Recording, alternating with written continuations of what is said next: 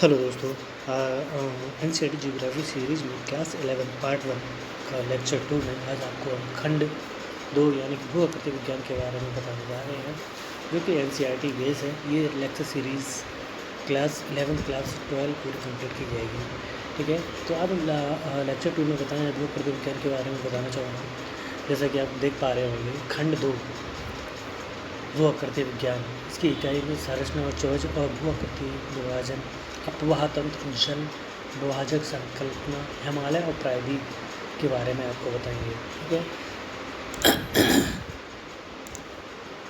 तो ये तभी टॉपिक कंप्लीट किए जाएंगे। तो अभी अब आगे बढ़ते हैं।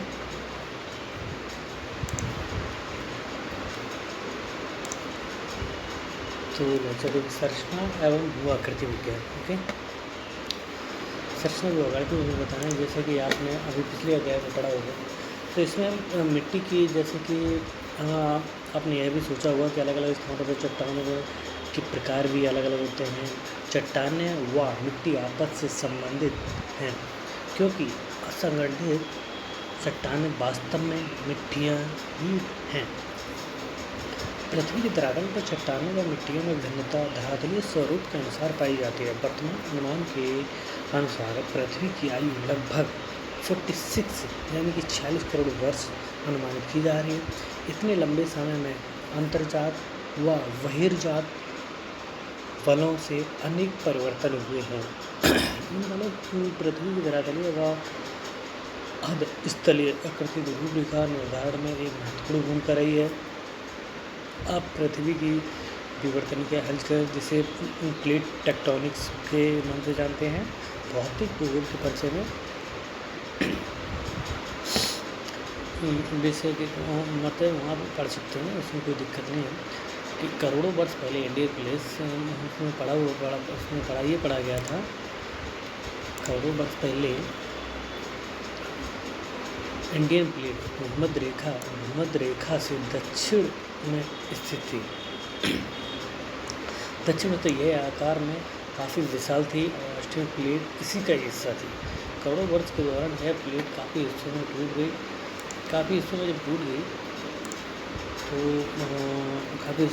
और ऑस्ट्रेलियन प्लेट दक्षिण पूर्व तथा इंडियन प्लेट उत्तर दिशा में खिसकने लगी। ठीक है, इंडियन प्लेट खिसकने के दोनों अवस्था को रेखांकित कर सकते हैं। इंडियन प्लेट की खिसकना अभी भी जारी है और इसका भारतीय उपमहाद्वीप के भौतिक पर्यावरण महत्वपूर्ण परिणाम अनुमान लगा सकते हैं। भारतीय उपमहाद्वीप की वर्तमान भूवैज्ञानिक संरचना व इसके क्रियाकलाप भू आकृतिक मुख्यतः अंतर्जनिक व बहिर्जनिक बलों व प्लेट को क्षैतिज संरचना की अंतः क्रिया के परिणाम स्वरूप अस्तित्व है। भूवैज्ञानिक संरचना व सेल समूह की भिन्नता के आधार पर भारत को 3 यानी कि भूवैज्ञानिक संरचना व सेल समूह की भिन्नता के आधार पर भारत को 3 भूवैज्ञानिक खंडों में विभाजित किया है, जो कि भौतिक लक्षणों पर आधारित है एज ए फिजिकली। तो पहला है प्रायद्वीप खंड, दूसरा है हिमालय और अन्य अतिरिक्त प्रायद्वीप पर्वतमालाएं जो कि हिमालय की श्रेणी में रहेंगी, और तीसरा है मेरा सिंधु गंगा ब्रह्मपुत्र मैदान। ठीक है, जो कि पाकिस्तान वाले क्षेत्र के लगभग अप्रोक्स पड़ता है, ब्रह्मपुत्र चाइना क्षेत्र में। तो अभी पहला मैं आपको बताना चाहूँगा इसमें, जैसे कि पहले प्रायद्वीप खंड के बारे में बताएंगे। ठीक है, तो प्रायद्वीप खंड क्या है ना, प्रायद्वीप खंड हमारे प्रायद्वीप खंड की उत्तरी सीमा सटी है, जो कच्छ से आरंभ होकर अरावली पहाड़ियों के पश्चिम से गुजरती हुई दिल्ली तक और फिर यमुना व गंगा नदी के समानांतर राजमहल की पहाड़ियों व गंगा डेल्टा तक जाती है। इसके अतिरिक्त उत्तर पूर्व में कार्बी एंगलांग व मेघालय का पठार तथा पश्चिम में राजस्थान भी इसी खंड के विस्तार हैं। उसी खंड के हैं। मेघालय का पठार पश्चिम बंगाल, ये देखो एक मिनट, पश्चिम बंगाल में मालदा भ्रंश उत्तरी पूर्वी भाग में स्थित मेघालय व कार्बी एंगलांग पठार का छोटा नागपुर पठार से अलग करता है। ये पॉइंट पे नोटेड है, जैसे इसमें बोले कार्बी एंगलांग पठार को छोटा नागपुर पठार से अलग करता है। मालदा भ्रंश उत्तरी पूर्वी भाग में स्थित मेघालय राजस्थान में यह प्रायद्वीप खंड मरुस्थल व मरुस्थल सदृश स्थलाकृति से ढका हुआ है। तो प्रायद्वीप मुख्यतः प्राचीन नाइस व ग्रेनाइट से बना हुआ है। कैम्ब्रियन काल से यह भूखंड एक कठोर खंड के रूप में खड़ा है। अपवाद स्वरूप पश्चिम तट समुद्र में डूबा होने और कुछ हिस्से विवर्तनीय क्रियाओं से परिवर्तित होने के उपरांत भी इस भूखंड के वास्तविक आधार तल पर प्रभाव नहीं पड़ता है। जैसे इंडो ऑस्ट्रेलियन प्लेट का हिस्सा होने के कारण ऊर्ध्वाधर हलचलों व खंड भ्रंशों से प्रभावित है। देखो, जैसे कि नर्मदा, तापी, महानदी की रिफ्ट घाटियाँ और सतपुड़ा ब्लॉक पर्वत इसके उदाहरण हैं। प्रायद्वीप में मुख्यतः अपशिष्ट पहाड़ियाँ शामिल हैं। ये बहुत इम्पोर्टेंट पॉइंट है, ठीक है। प्रायद्वीप में मुख्यतः अपशिष्ट पहाड़ियाँ शामिल है। जैसे प्रायद्वीप जो भी हैं अपशिष्ट पहाड़ियाँ हैं, जैसे कि नाम है अरावली, नल्लामाला, जावादी, वेलिकोंडा, पालकोंडा, फ्रीडी और महेंद्रगिरी पहाड़ियाँ आदि। यहाँ की नदियाँ घाटियाँ उथली और इनकी प्रवणता कम होती है। जैसे याद रखना कम होती है, उसके लिए तो प्रभावित का है, इसका तो कोई मतलब नहीं है। इसमें एक चीज़ है, पूर्व की ओर बहने वाली अधिकांश नदियाँ बंगाल की खाड़ी में गिरने से पहले तो पूर्व की ओर से डेल्टा निर्माण करती है। पूर्व की ओर बहने वाली अधिकांश जितनी नदियाँ हैं बंगाल की खाड़ी में गिरती है, पहले उससे गिरने से पहले डेल्टा का निर्माण करते हैं। जैसे में हो गए महानदी, गोदावरी और कृष्णा द्वारा डेल्टा इसके उदाहरण है, ठीक है। हिमालय और अन्य अतिरिक्त प्रायद्वीप पर्वतमाला, ये दूसरा पॉइंट आ गया था। दूसरे पॉइंट के बारे में जैसे मैंने बताया था, हिमालय और पर्वतमाला, ठीक है। कठोर एवं स्थिर प्रायद्वीप खंड के विपरीत हिमालय और हिमालय पर्वतमाला भूवैज्ञानिक सरसमोत्तर, दुर्बल और लचीले। ये पर्वत वर्तमान समय में भी बहिर्जनिक और अंतर्जनिक, बाहरी और अंतर्गत बलों की आंतरिक क्रियाओं में से प्रभावित हैं। इसके परिणाम स्वरूप उनमें बलन, भ्रंश, छेद जिसे ट्रस्ट बोलते हैं। इन पर्वतों की उत्पत्ति विवर्तनीय हलचलों से जुड़ी हुई है। तेज बहाव वाली नदियों से अवर्तित ये पर्वत अभी भी युवावस्था में गॉर्ज, वी आकार की घटियाँ, क्षिप्रिकाएँ और जलप्रपात इत्यादि इसका प्रमाण है। और सिंधु आकर प्रमाण जैसे कि ये तो गॉर्ज हो गया, जैसे अपने ना गॉर्ज किस प्रकार का होता है, इस प्रकार जैसे बात हो ठीक है। तो यार इसके बाद मैं आपको बताऊँ सिंधु, गंगा, ब्रह्मपुत्र मैदान भारत का तृतीय देश। ये मतलब ये वाला दूसरा था, पहला तो बताया गया था आपको, ये दूसरा है, ये आपका तीसरा है। जो प्रायद्वीप पर्वत मैंने बताया था, तीसरा खंड है, मतलब भूखंड जो 3 भूखंड होता है, तीसरा भूखंड है सिंधु, गंगा, ब्रह्मपुत्र नदी। भारत का तृतीय भूवैज्ञानिक खंड सिंधु, गंगा और ब्रह्मपुत्र नदियों का मैदान। तीसरा भूखंड जो है सिंधु, गंगा, ब्रह्मपुत्र नदियों का मैदान। मूलतः यह एक भी अभिनतिगत है, जिसका निर्माण मुख्य रूप से हिमालय पर्वतमाला निर्माण प्रक्रिया के तीसरे चरण में लगभग 4 करोड़ वर्ष पहले हुआ था। तब से इससे हिमालय और प्रायद्वीप से निकलने वाली नदियाँ सात लाई और साधों से पार रही हैं। इन मैदानों में जलोढ़ की औसत 1000 से 2000 मीटर है। ऊपर लिखित वृत्तांत से पता चलता है कि भारत के विभिन्न क्षेत्रों में भौगोलिक महत्वपूर्ण अंतर है। इसके कारण धरातल अवधि करते हुए दूरगामी प्रभाव पड़ता है। तो भारतीय महाद्वीप में महत्वपूर्ण प्रभाव पाया जाता है। 4 विकृति किसी स्थान की भू संरचना प्रक्रिया और विकास की अवस्था का प्रमाण है।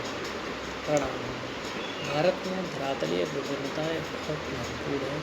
इसके उत्तर में एक बड़े क्षेत्र में उबड़-खाबड़ स्थलाकृति, इसमें हिमालय पर्वत श्रृंखला है, जिसमें अनेकों चोटियाँ, सुंदर घाटियाँ व महाखंड है। दक्षिण भारत एक स्थिर परंतु कटा-फटा पठार है। जहाँ अपर्वतीय चट्टान खंड और कंगारों की भरमार है। इन दोनों के बीच उत्तर भारत का विशाल मैदान है। समझ गए ना? हिमालय और ये दक्षिण भारत के बीच में जो है उसके बाद भारत का विशाल मैदान आ जाता है। जैसे भूआकृति अगर बात किया जाए, भूआकृति के अकॉर्डिंग अगर देखा जाए तो इसको 6 भागों में बांटा जाता है।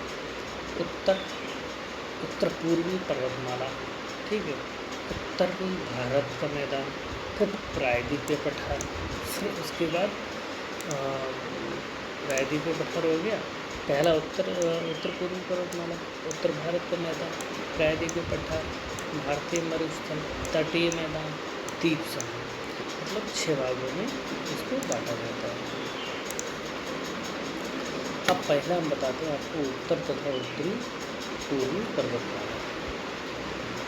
उत्तर पूर्वी पर्वतमाला हिमालय पर्वत है, हिमालय घाट का याद कर रहे हैं। ये तो अपना मैप हो गया, मैप के अकॉर्डिंग भी आपको बताऊँगा, ठीक है। तो अभी क्या है, पहले इसको हिस्ट्री बताते हैं। जैसे कि यहाँ पे आपको बताया था ये वाला, ठीक है, उत्तर मतलब उत्तर तथा उत्तरी पूर्वी पर्वतमाला। उत्तर तथा पर्वतमाला हिमालय पर्वत और उत्तरी पूर्वी पहाड़ियाँ शामिल हैं। हिमालय में कई समांतर पर्वत श्रृंखलाएँ हैं। इसमें बृहद हिमालय, पार हिमालय श्रृंखला, मध्य हिमालय और शिवालिक प्रमुख श्रेणियाँ हैं, ठीक है, जो कि अभी इसमें मैप पे देख पा रहे होंगे, ये है ना, ये सब वही क्षेत्र उत्तर पर्वतीय मैदान है, इसके बारे में बताएंगे। तो वहाँ पे भारत के उत्तरी पश्चिमी भाग में हिमालय की श्रेणियाँ उत्तर पश्चिम दिशा से दक्षिण पूर्व दिशा की ओर फैलती है। दार्जिलिंग और सिक्किम क्षेत्रों में श्रेणियाँ पूर्व पश्चिम दिशा में फैली हैं, जबकि अरुणाचल प्रदेश में ये दक्षिण पश्चिमी से उत्तर पश्चिम की ओर घूम जाती है। मिजोरम, नागालैंड और मणिपुर में उत्तर दक्षिण दिशा में फैली है। बृहद हिमालय श्रृंखला, जिसे कैंटीय अक्ष श्रेणी भी कहा जाता है, कहा जाता है। पूर्व पश्चिम की लंबाई 2500 किलोमीटर है तथा उत्तर से दक्षिण इसकी चौड़ाई 60 से 400 किलोमीटर है। जैसे मानचित्र से आप देख पा रहे होंगे, हिमालय भारतीय उपमहाद्वीप तथा मध्य एवं पूर्वी एशिया देशों के बीच एक मजबूत लंबी दीवार के रूप में खड़ा है। जो हिमालय है ना, भारतीय उपमहाद्वीप मतलब पूर्वी एशिया जो है ना, पूर्वी एशिया के देशों के बीच की लंबी दीवार में खड़ा है, ठीक है। तो वो जैसे कि इस तरह से आप देख पा रहे होंगे, ठीक है। और इसे हिमालय एक प्राकृतिक रोधक ही नहीं, लेकिन जलवायु और प्रभाव संस्कृत के विभाजक भी है। क्या है, ठीक है। तो इसके बाद वो बता सकते हो प्रभाव उत्तरी भारत का मैदान अगर आपको तीव्रता बताते हैं। उत्तरी भारत का मैदान, उत्तरी जो भारत का मैदान की बात आती है तो वहाँ पर सिंधु, गंगा और ब्रह्मपुत्र नदियों द्वारा कहा कर रहा है कि जलोढ़ निक्षेप से बना है। उत्तरी भारत का जो मैदान है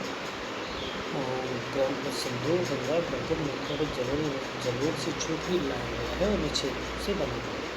इस मैदान की पूर्व से पश्चिम की लंबाई, पूर्व से पश्चिम की लंबाई अगर देखी जाए, पूर्व से पश्चिम की लंबाई लगभग 3200 किलोमीटर, 3200 किलोमीटर है। इसकी औसत चौड़ाई लगभग 150 से 300 किलोमीटर है, ठीक है। जलोढ़ निक्षेप की अधिकतम गहराई 1000 से 2000 मीटर है, न कि किलोमीटर। उत्तर से दक्षिण दिशा में इन मैदानों को 3 भागों में बांट सकते हैं, समझे। जैसे भावर, तराई, इम्पोर्टेंट यूपीएससी बहुत पूछा जाता है, तराई और जलोढ़ मैदान,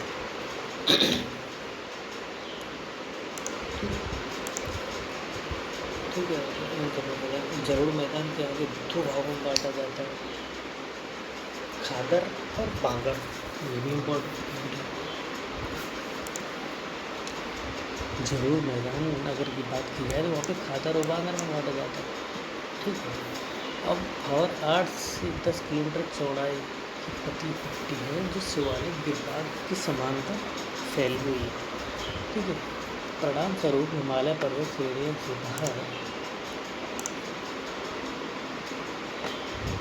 बाहर निकलती नदियाँ यहाँ पर भारी जलधार जैसे बड़ी सैल और घोलास में जमा करती है और कभी कभी स्वयं इसी में लुप्त हो जाती है। बहावर के सभी दक्षिण में तराई के क्षेत्र की चौड़ाई 10 से 20 किलोमीटर है। बहावर क्षेत्र में लुप्त नदियाँ इस प्रदेश में धरातल पर निकलकर प्रकट होते हैं क्योंकि इसमें से बहता है। ये क्षेत्र अनूप बन जाता है जिसे तराई कहते हैं। यह क्षेत्र प्राकृतिक वनस्पति से ढका हुआ और विभिन्न प्राकृतिक वन्य प्राणियों का भी घर है। ठीक। तराई से दक्षिण मैदान के पुराने और नए जरूर बना होने के कारण बावर खादर कहलाता है। तराई से दक्षिण में मैदान है जो पुराने और नए जलों से बने होने के कारण बांगर और खादर कहते हैं इसे। ठीक है। जैसे नया जलोड़ है तो इसे खादर कहेंगे, पुराना है तो बांगर कहेंगे। इस मैदान में नदी की प्रौढ़ावस्था में बनने वाली अफरदनी और निक्षेपण प्रतिक्रिया करती हैं जैसे बालू, रोधका, निसर, गोखुर झीलें और गोदे नदियाँ पाई जाती हैं। ब्रह्मपुत्र घाटी का मैदान नदी द्वीप और बालू रोध को उपस्थिति के लिए जाना जाता है। यहाँ ज़्यादातर क्षेत्र में समय पर बाढ़ आ जाती है और नदियाँ अपना रास्ता बदलकर गुस्सा वाहिकाएँ बनाती रहती हैं। उत्तर भारत के मैदान में बहने वाली विशाल नदियाँ अपने मैदान और विश्व के बड़े डेल्टाओं का निर्माण करते हैं जैसे सुंदरवन डेल्टा सामान्य तौर पर एक सपाट मैदान है जिसकी समुद्र तल से औसत ऊंचाई 50 से 100 मीटर। हरियाणा और दिल्ली राज्य सिंधु और गंगा नदी तंत्रों के बीच जल विभाजक है। ब्रह्मपुत्र नदी अपने भादुई के दिशा में बहती है परंतु बांग्लादेश में प्रवेश करने से पहले धुबरी के समीप यह नदी दक्षिण की ओर 90 डिग्री मुड़ जाती है और मैदान उपजाऊ जलोढ़ मिट्टी से बने हैं।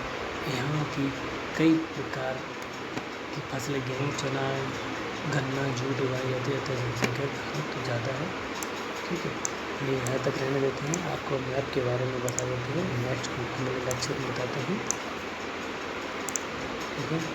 तो जैसे कि मैप में आप देख पा रहे हैं ये हमारा भारत है। ठीक है। अभी हमारी पर्वत श्रेणियाँ हैं। उत्तर पर्वतीय माला ये है। ठीक है। ये मेरी उत्तर पर्वतीय माला हो गई है।